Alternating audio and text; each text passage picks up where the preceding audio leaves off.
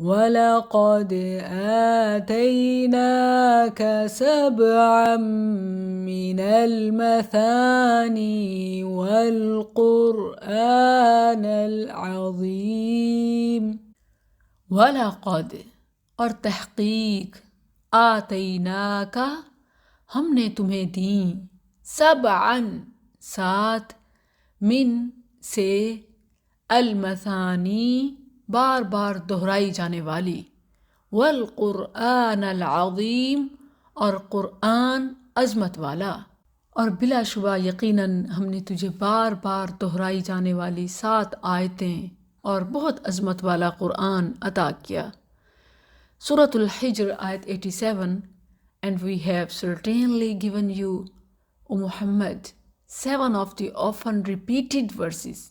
گزشتہ آیات میں فَاصْفَحِ الصَّفْحَ الْجَمِيلَ اور إِنَّ رَبَّكَ هُوَ الْخَلَّاقُ الْعَلِيمُ، اس طرح تسلی دینے کے بعد اب مزید تسلی دی کہ کفار کی دولت، ان کی رنگینیوں اور پھر ان کی زیادتیوں کے مقابلے میں یہ یاد کریں کہ ہم نے آپ کو ایک عظیم نعمت، 7 مثانی اور قرآن عظیم عطا کیا، تاکہ اتنی بڑی دولت کا مالک ہونے کے احساس سے کفار سے درگزر کرنا آسان رہے۔ اس کے لیے آیت کا آغاز والا قد، لام اور قد کی تاکید کے ساتھ فرمایا کہ ہم نے آپ کو 7 مثانی اور قرآن عظیم عطا کیا۔ اب یہ 7 بار بار دہرائی جانے والی سے کیا مراد ہے؟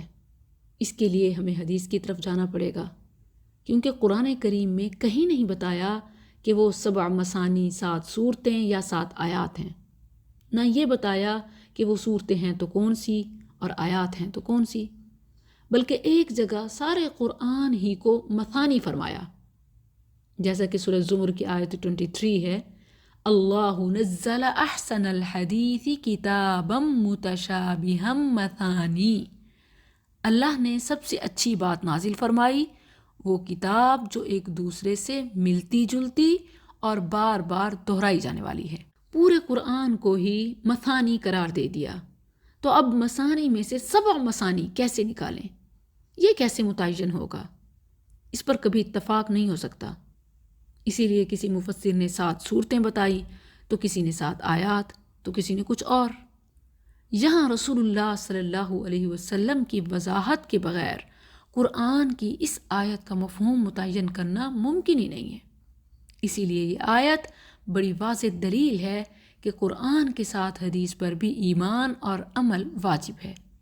اس کے بغیر قرآن نہ صحیح سمجھا جا سکتا ہے، نہ اس پر عمل کیا جا سکتا ہے۔ بخاری میں ابو سعید بن معلّہ رضی اللہ عنہ کے حوالے سے ہے کہ رسول اللہ صلی اللہ علیہ وسلم نے انہیں فرمایا، الحمدللہ رب العالمین، یہی 7 مثانی اور قرآن عظیم ہے جو مجھے عطا کیا گیا۔ اور اسی طرح آپ صلی اللہ علیہ وسلم نے اس سورت کو اعظم سورت قرار دیا۔ اس سے معلوم ہوتا ہے کہ 7 مثانی سے سورہ فاتحہ کی 7 آیتیں مراد ہیں، کیونکہ وہ ہر نماز کی ہر رکعت میں بار بار پڑھی جاتی ہیں۔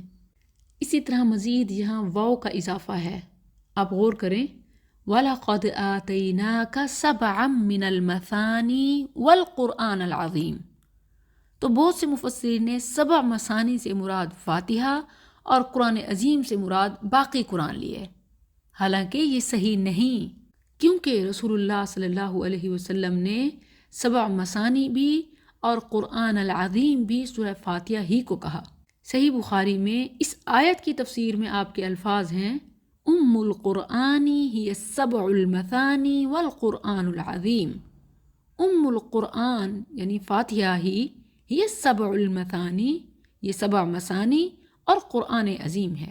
اور یہ بھی یاد رہے کہ قرآن ہونے کے لیے پورا قرآن ضروری نہیں، بلکہ ایک آیت وہ بھی تو قرآن ہے۔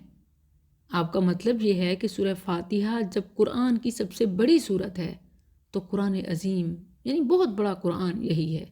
اور جہاں تک واو کی بات ہے کہ درمیان میں پھر واو کیوں ہے، تو قرآن کریم میں ایک ہی چیز کی 2 مختلف صفات کے درمیان واو کا استعمال ہوا ہے، جیسے سورۃ الاعلیٰ کی 1 سے 4 تک آیات ہیں، سبح اسم ربک الاعلی الذی خلق فسوی والذی قدر فہدی والذی اخرج المرعى، اپنے رب کے نام کی تسبیح کر جو سب سے بلند ہے، وہ جس نے پیدا کیا پھر درست بنایا اور جس نے اندازہ ٹھہرایا۔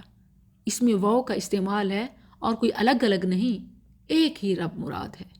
تو یہاں بھی سبع من المثانی والقرآن العظیم، واو کے استعمال کے باوجود مراد ایک ہی سورہ فاتحہ ہے جو بار بار پڑھی بھی جاتی ہے اور قرآن